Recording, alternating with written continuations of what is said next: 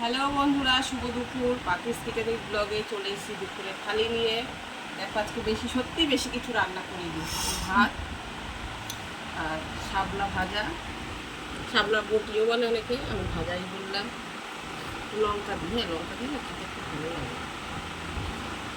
আর কালকের বাসি ফোন ভাজা রয়েছে, একদম হালকা পাখি হলো বন্ধুরা।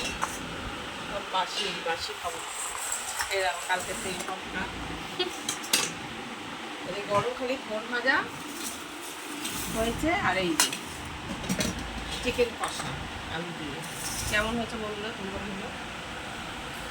আর করেছি এই যে চালতার পাতলা করে চাটনি চাটনি না, ঝোল হয়েছে, মিষ্টি ঝোল।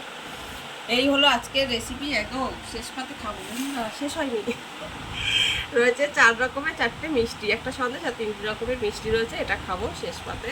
এই হলো আজকে আমার রেসিপি। তার থেকে চিকেন পছন্দ করো, শাপলা পছন্দ করো, অবশ্যই বলো। টাটা।